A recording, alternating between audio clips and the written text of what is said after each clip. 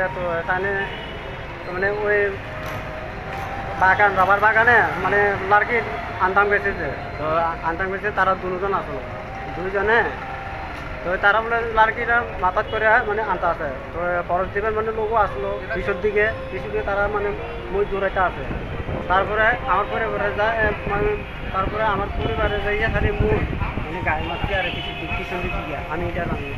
আচ্ছা, খুব আহত হয়েছে? হ্যাঁ খুব আহত হয়েছে আমার পরিবার। কি কাজ করেন, নাম কিটা ওনার যিনি আহত হয়েছে? শ্রীদেবী নদিয়া। কোন জায়গা হয়েছে ঘটনাটা? ঘটনা হয়েছে আমরা তুলাতুলি মানে একটু ভিতরে আর ওটা 1.5 কিলোমিটার সচরাচর দেখা যায় পাড়ার থেকে 1.5 কিলোমিটার ভিতরে আর কি মারছে এটা মহিষলি না গব মনে হয় আমি তো জানি না কি মারছে আমি তো কাজে গেছিলাম আমি তো দেখিনি। এমনি দেখা যায়নি আর ওই এলাকাতে এরকম গব? না স্যার এটা এলাকা দেখছি না, এটা আগেও আসি না এটা আবার আমি জানি না। তোমাদের এলাকাতেই প্রথম? তখন তো কই দিছে চল না আপনার নামটা কিটা? লক্ষ্মীপদ নোয়াটিয়া। নামটা কিটা? লক্ষ্মীপদ নোয়াটিয়া। লক্ষ্মী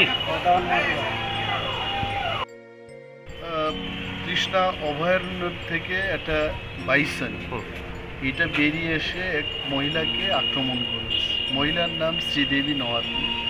জিবি হসপিটালে দাঁড়িয়ে আমরা কথা বলছি এবং পিসিসিএফ দুইজন পিসিসিএফ আছেন, একজন পিসিসিএফ অ্যান্ড হক ডক্টর কানফারিজি এখানে আছেন আমাদের সাথে মিস্টার আর কে সামাদ, উনি ওয়াইল্ড লাইফ বিষয়ক চিফ ওয়াইল্ড লাইফ ওয়ার্ডেন, উনিও এখানে এসছেন এবং খবর পাওয়া মাত্র আমরা বলেছি যে পেশেন্টটাকে জিবি হাসপাতালে বা আরও ভালো কোনো হাসপাতালে রেফার করা হোক। আমাদের সদর এসডিএফকে আমরা নির্দেশ দিয়েছি,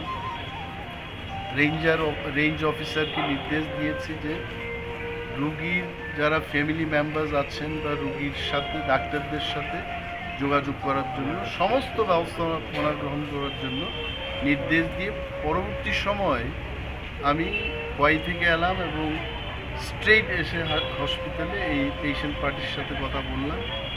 পেশেন্টের অবস্থা ডেফিনেটলি ভালো না, গুরুতরভাবে আহত হয়েছে এবং ডাক্তারবাবুর সাথে কথা বলেছি যিনি এখানকার সিনিয়র সার্জন ডক্টর দাস, উনি ব্রিফ করেছেন যে আজকে আগামী 12 ঘন্টার মধ্যে পেশেন্টের অবস্থা যখন স্থিতিশীল হয়ে যাবে তখন প্রয়োজনে অস্ত্রোপচার অর্থাৎ অপারেশন করতে পারে এবং সেই অপারেশনের পরেই বোঝা যাবে যে পেশেন্ট আগামী দিন সে কী পর্যায়ে থাকবে, তার কেমন উন্নতি হবে, কিন্তু এটাকে চিকিৎসা করা হবে। দপ্তর থেকে আমরা বলেছি, আমি এসছি নিজে, যে দপ্তরের কোনো ধরনের সাহায্য রেফার করতে হবে কোথাও, anything we are ready, department is ready. এই কথা স্যার শোনা যায় প্রতিনিয়ত ওই এলাকাতে নাকি বাইসনের দ্বারা মানুষ আক্রান্ত, কি বলবেন? আমি এটাই বলছিলাম যে বাইসন বা যে কোনো অ্যানিম্যাল দ্বারা মানুষ যদি আক্রান্ত হয় এটাকে সঠিক ব্যবস্থাপনা গ্রহণের উদ্যোগ নেওয়া উচিত, কিন্তু এখন এই মুহূর্তে ইলেকশন কমিশনের গাইডলাইন বলবৎ আছে। এই মুহূর্তে আমাদের কি প্ল্যানিং হবে, ম্যান এবং অ্যানিম্যাল কনফ্লিক্ট এটাকে বন্ধ করার জন্য কি ব্যবস্থাপনা আমরা গ্রহণ করব এই মুহূর্তে বলতে পারছি।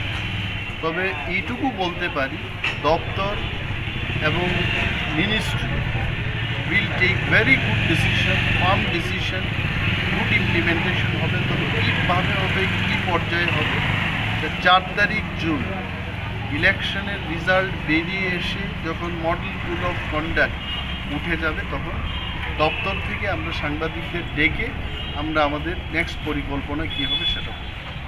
ধন্যবাদ স্যার।